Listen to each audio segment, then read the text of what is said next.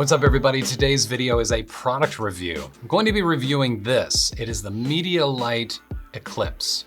This is a USB powered LED backlight that you can stick to the back of your computer monitor or your television, and it gives it that nice ambient glow, that glow of light that you see behind the screen and around the edges of the display. Now, because we're living in what feels like the Renaissance age of LED lights, where there are LED lights everywhere and in everything, this product is actually not particularly unique. But this product is actually different in one key way, and that comes down to color temperature. The MediaLight Eclipse uses a fixed color temperature of 6,500 Kelvin. I hate to tell you, but if you're looking for a light for your display or your TV and you want red or purple or blue or green or maybe some kind of party mode or whatever, this is totally not the product for you. It only does one light, but it is the most important one, and that is 6,500 Kelvin.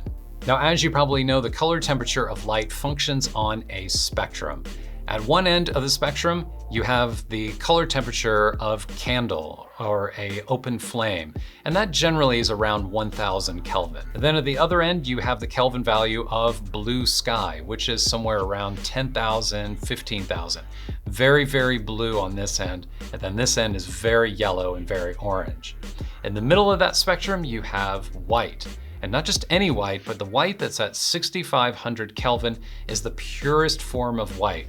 It doesn't have any bias or influence from the yellow and the orange side or the blue side of the spectrum. It is the one color temperature, the one Kelvin value, which is the most neutral and the most natural. And so it should come as no surprise then that 6,500 is actually the native white point for the display that you're currently watching this video on. Your computer monitor, your television, your phone, your tablet, your laptop, everything uses D65 by default as its white point. This is otherwise known as video white. So by adding a backlight to your display that is 6,500 Kelvin, you are adding a light that is the exact same color temperature, the exact same value of white to the back of your display, to the white that is being illuminated on the front of your display. This has been a real problem for me, and the reason why I ended up going down this road and trying out this product is because all of the lights in my home generally land somewhere around warm white on the spectrum. And the reason why I do that is because it's my home and I don't want it to feel like a hospital or like an office. So I like the lights to be a little more towards the warm end, so they emulate the look of like an incandescent bulb. But for color grading and for editing photography, it's not good, because then I have this mixed lighting environment where I have different color temperatures all around me, including the screen in front of me, which is set to D65.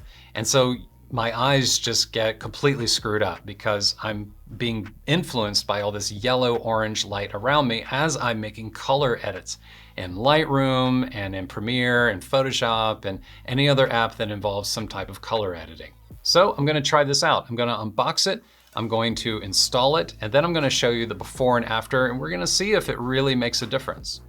All right, let's quickly unbox this. Inside this tiny little box are a number of different items, including first and foremost the LED light strip. This has 3M adhesive tape on the back of it. It's just peel and stick. Then there's the USB extension cable in case you need one. Then in this pouch, there's the actual USB cable, which you use to plug in the LED lights on one end. And then on the other end, the USB cable plugs into your monitor or your television. Then there's this little pouch which has a thank you card plus a couple of cable organizational clips in it. With everything out of the box, let's install this. The first thing you want to do is measure the height of your display. I'm using a 27-inch iMac and its height is 18 inches.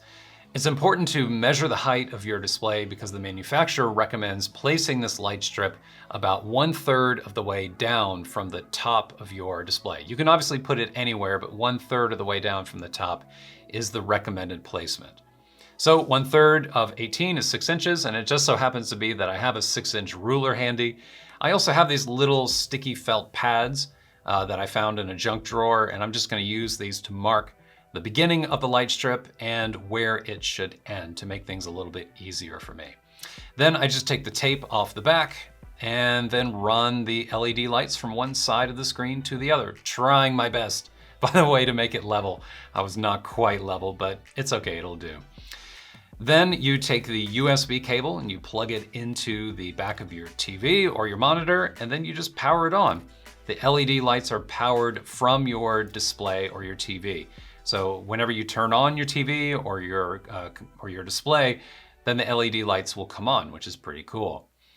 On the power cord, you will find 3 buttons. There's a power button plus 2 controls for brightness, one to make it brighter and one to make it dimmer. So you can set it to however bright or however dim you like. For me, I just left it at 100% brightness. Final step is to clean up the cords. I ended up not needing the USB extension cable at all that came with the box. As a matter of fact, the cables just coming off of the LED light and the USB cord for the computer, together, those 2 items were plenty long, more than enough cable to reach the USB ports at the bottom of the iMac. As a matter of fact, I mean, I feel like it was a bit excessive. I could have used a cord that was maybe a quarter of the length of what these are. Obviously, everyone has different displays, different televisions, and they need to run the cables different lengths. But for my purposes, I found just the cable to be a little long. Now, fortunately, the box does include a couple of little sticky clips that you can put on the back of your display and try to tidy up some of those cables a little bit.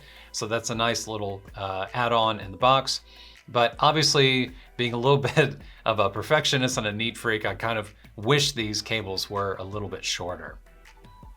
Okay, so let's look at the before and after. This is what my editing space looked like before, and this is what it looks like now with the MediaLight Eclipse. Now, as you can see, before my editing space was just completely messed up. I had this table lamp right next to my display, this super warm lamp that I would guess had a color temperature of somewhere around 2000 Kelvin. And then I had recessed lights in the ceiling. All those bulbs were LED, warm white bulbs with a color temperature of somewhere around 3500 Kelvin. All right, so is it worth buying? Is the MediaLight Eclipse worth the extra money compared to some of the other cheaper light kits that are on the market? In my opinion, absolutely. This is such a no-brainer thing to add that will make your editing environment so much better if you are a photographer or a filmmaker or a designer. This light will really make a big difference in your space, especially if you are working in an environment that was similar to the one that I showed you before. So yeah, I'm a big fan of this light. I think it's fantastic. I'll probably end up buying another one for my television as well. If you're interested in buying one and you'd like to pick one up for yourself, I actually reached out to the owner of the company. I told them I was doing a review of this, and they have kindly provided me with a coupon code that I'm passing on to you. The coupon code is actually my last name. So all you need to do is just head over to biaslighting.com, put some lights in your cart, and then at checkout, enter the coupon code DOMINEY, which is my last name, D-O-M-I-N-E-Y, and you'll save a little bit of money off of your purchase. If you enjoyed this video, please give it a thumbs up. And if you have any questions, please leave a comment below. I'd be happy to answer any questions you may have. And if you haven't subscribed already, that'd be a cool thing to do too. All right, so that's it. Thanks for being here. I'll see you next time.